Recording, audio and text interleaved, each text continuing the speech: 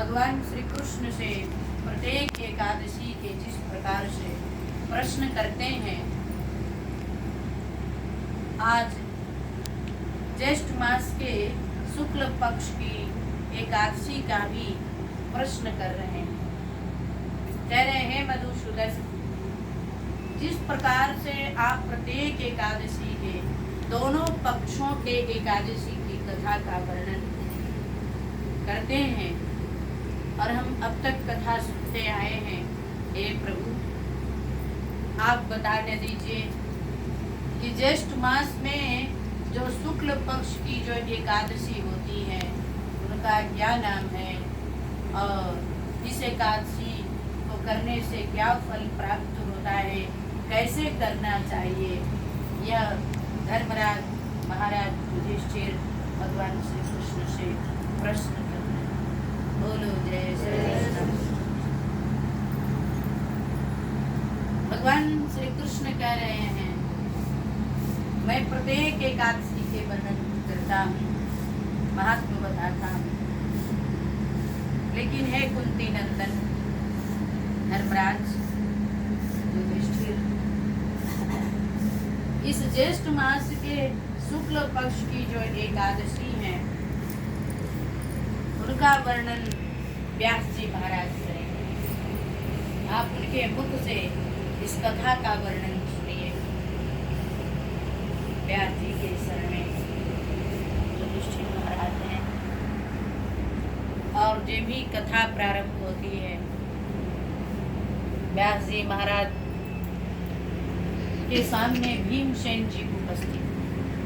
बोलो जय श्री कृष्ण। जैसे प्रत्येक एकादशी का वर्णन भगवान के मुख से आप लोग सुनते आई हैं कथा के माध्यम से, उसी प्रकार से भीमसेन जी कह रहे हैं,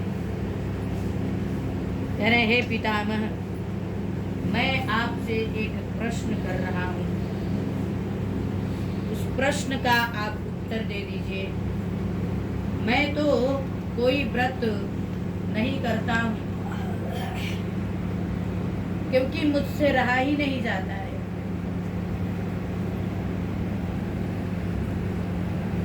अगर एक भी कोई मैं व्रत कर लूँ और सारा फल एक व्रत करने से मिल जाए तो आप ऐसा ही व्रत बता दीजिए। व्यास जी मुस्कुराए, कह रहे हैं कि एकादशी की बात सुनो। ये एकादशी का व्रत अगर कर लोगे तो तुम्हारा सब फल प्राप्त हो जाएगा, सारे एकादशी का फल प्राप्त हो जाएगा। कोई एक एकादशी का मैं बताऊं,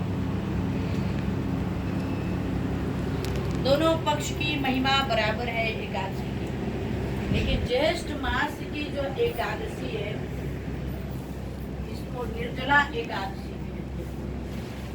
प्रत्येक एकादशी को हम लोग फलाहार करते हैं। बोलो जय श्री। इतने फलाहार आ गए हैं इस समय जमाने में, ये प्रसाद पाने से भी ज्यादा फलाहार एकादशी के दिन हो जाता है। बोलो जय श्री। और हम लोग खूब छठ के प्रसाद पाते हैं, फलाहार करते हैं, लेकिन ज्येष्ठ मास की एकादशी का वर्णन करें तो कह रहे हैं कि ये जो ज्येष्ठ मास की एकादशी है इसको निर्जला करना चाहिए, इसमें जल नहीं पीना चाहिए।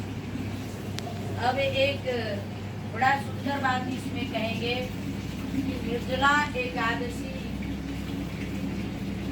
करना चाहिए, लेकिन जो शुद्धि होती है, बड़ा कठिन व्रत तो है ही, लेकिन जब शुद्धि होती है, शुद्धि में ही थोड़ा जल का मात्रा बढ़ा करके जल लेना चाहिए, क्योंकि इस हृदय में रमण बिहारी जी रहते हैं। एकदम मन घबरा जाए और गला सूख जाए, प्राण निकलने को आ जाए, उस स्थिति में जो सुबह में कथा से पूर्व आप लोग जो शुद्धि करती हैं, उसी में शुद्धि में थोड़ा सा जल की मात्रा लेकर शुद्धि किया जा सकता है, जिससे निर्जल व्रत भी हो जाएगा और शुद्धि भी हो जाएगी और आपका नियम भी बना रहेगा। इसलिए एकादशी के दिन शुद्धि के जल को नहीं लिया जाता। निर्जला व्रत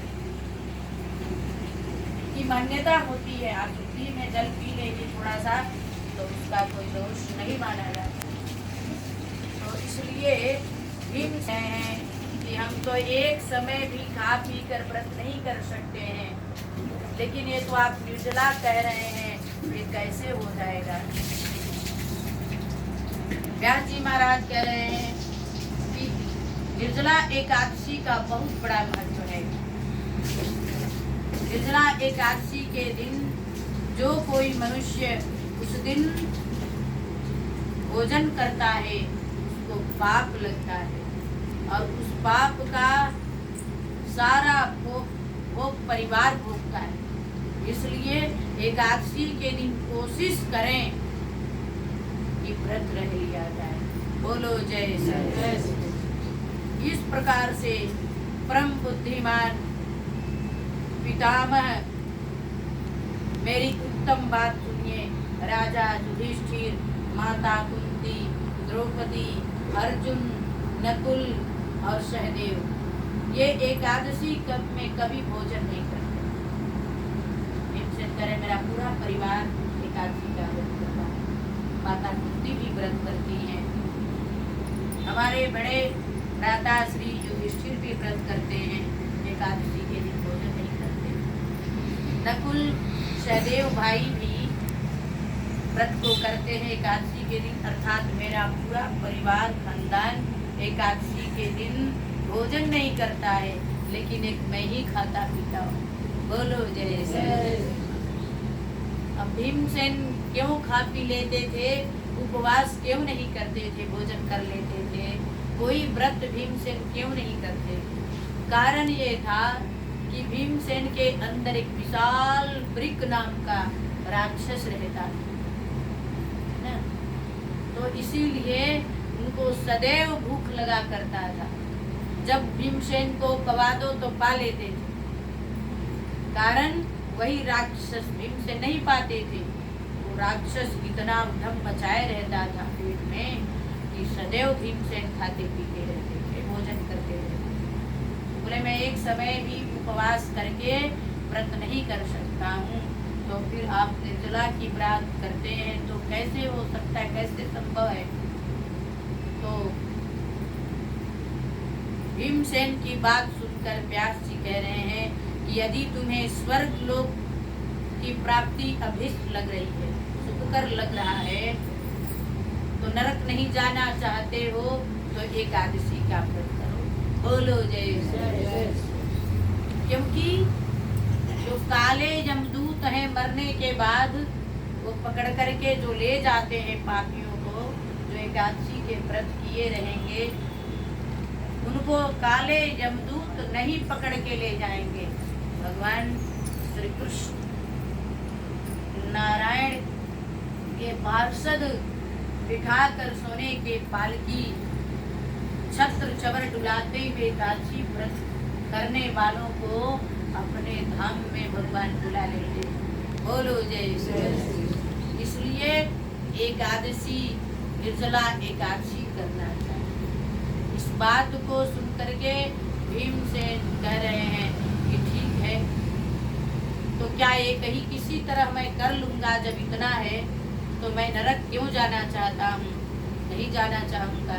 इसलिए हम एकादशी का व्रत करेंगे और निर्जला करेंगे। व्यास जी महाराज कह रहे हैं कि अगर ये निर्जला एकादशी का व्रत कर लोगे तो सारे एकादशी का अदृष्ट फल प्राप्त हो जाएगा, स्वर्ग लोक की प्राप्ति। कह रहे हैं कि किस प्रकार से करें। आज के दिन में क्यों नहीं करना चाहिए। जो माताएं विवाहित हैं उनको अपने पति के संग नहीं करना चाहिए, ब्रह्मचर्य का पालन करना चाहिए और झूठ नहीं बोलना चाहिए, मिथ्या भाषण मतलब ज़्यादा बोल चाल नहीं करना चाहिए, आज फालतू बातें न करें। जितना देर तक बैठे भगवत चर्चा करें भजन कीर्तन करें। इस प्रकार पूरे दिन और रात्रि 24 घंटे का ये व्रत है। सूर्योदय से लेकर अगले दिन सूर्योदय तक इस व्रत के नियम करें और जल का परित्याग करें जितना संभव हो। अब गर्मी की स्थिति तो आप लोग देख ही रही है, टेम्परेचर बहुत बढ़ा हुआ है। जब धर्म संकट में शरीर पड़ने लगे तो जल पी लेना, प्राण नहीं त्यागना है। बोलो जय श्री।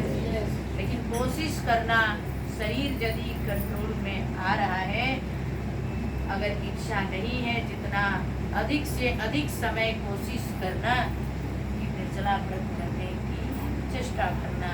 बोलो जय श्री। तो ये सूर्योदय से लेकर अगले दिन सूर्योदय तक ये 24 घंटे का जो व्रत, एक दिन का उपवास करने का, निर्जला व्रत करने का, इसका बहुत फल प्राप्त है। इसमें क्या करना चाहिए? निद्रा पर कंट्रोल करना चाहिए, सोए नहीं, और जागरण जितना हो सके। अब कैसे जागरण होगी? जब भजन कीर्तन रमण बिहारी जी लाल के गाएंगे हम लोग तो निद्रा नहीं आएगी। ताली बजा बजा कर कीर्तन करेंगे तो निद्रा नहीं आएगी। इसलिए आज निद्रा देवी का स्वागत नहीं करना है, एकादशी महारानी का स्वागत करना है। आज के दिन दान क्या करना है? देखो, वस्तु पदार्थ कोई महत्व नहीं रखता, भावना प्रधान होता है। अगर आपने मन से व्रत किया है तो मन से दान भी करना चाहिए। अगर मन घबरा गया, अरे कैसे क्या करें, पैसे तो है नहीं, इस तरह से अगर मजबूरी है तो आप लोग दान न किया करो। रमण बिहारी लाल जी, एकादशी महारानी इतनी कृपामयी है कि मन से तप हो गया तभी फल प्राप्त होता है, दान हो गया मन से तब तो स्वीकार है। आज के दिन कह रहे हैं व्यास जी महाराज कि छत्र दान करना चाहिए और कुंभ घड़ा जल से भरा घड़ा दान करना चाहिए और चवर, पंखे इत्यादि, और एक घड़े में जल भर करके उस पर कोई मीठा चीज रख देना चाहिए। कोई मौसम के अनुसार कोई फल मिलता हो तो उस पर एक फल रखें और इस प्रकार से संकल्प करना चाहिए। हमें तो लगता है कोई गरीब व्यक्ति को आप लोग जूता दान कर दें, बिल्कुल गरीब हो जिसके पास जूता में दिक्कत पड़ने में, तो इसलिए इस प्रकार से कोई एक जूता दान कर देता है गरीब व्यक्ति को, तो आपको एकादशी व्रत करने का फल अवश्य पूरा हो जाएगा। दान दीनन को दीजिए जो हरे दरिद्र की भी।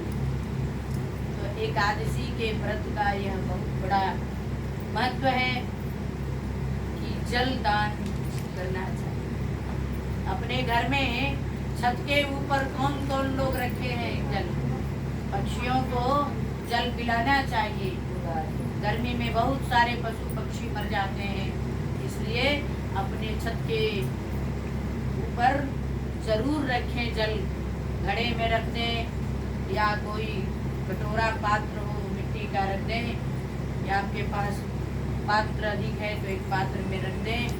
तो इस प्रकार से एकादशी का फल रोज प्राप्त हो जाएगा। बोलो जय श्री। वृषभ राशि में जो सूर्य प्रवेश करते हैं, आज निर्जला एकादशी का प्रकाश सबके ऊपर पड़ रहा है। आज के एकादशी का जो निर्जला व्रत करेंगे उनको मनचाहा फल की प्राप्ति हो जाएगी। यह कामना का व्रत जो सोच लें एकादशी महारानी पूरा कर देती है, क्योंकि ये रमण बिहारी लाल जी की एक तरह से पटरानी भी हैं। बोलो जय श्री। तो एकादशी महारानी भगवान श्री कृष्ण से साक्षात पूज्या प्रगट देवी, इसलिए इनका जितना हो सके व्रत में नियम करें, भजन करें, कीर्तन करें, रात्रि को सोए नहीं, इस चीज का ध्यान करें। तो इस प्रकार से भीमसेन ने कथा सुनी और उस कथा के प्रभाव से ऐसा उनके ऊपर लीला बनी कि निर्जला व्रत भीमसेन रह गए और जो हमेशा खाने पीने वाले भीमसेन, भूख बर्दाश्त नहीं होता था, लेकिन इतना विशाल राक्षस भीमसेन के अंदर रहता था, तो भीमसेन कैसे व्रत कर लिए, ये आश्चर्य है कि नहीं है।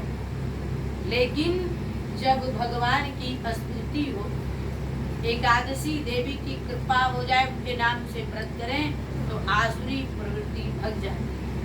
यही कारण था कि भीमसेन के अंदर का जो राक्षस था वो मंद पड़ गया, एकादशी व्रत किया। इसलिए कहा गया है कि आप लोग ठाकुर जी का जितना हो सके ध्यान करें, पूजन करें, कीर्तन करें, नाम संकीर्तन करें, बोलो जय श्री कृष्ण। इस प्रकार से सब लोग कीर्तन करेंगे और हरे रमण बिहारी, अभय रमण बिहारी के साधु सेवा धर्म हमारा काम दुनियादारी। इस प्रकार से श्री रमण बिहारी लाल जी का कीर्तन करेंगे। ठाकुर हमर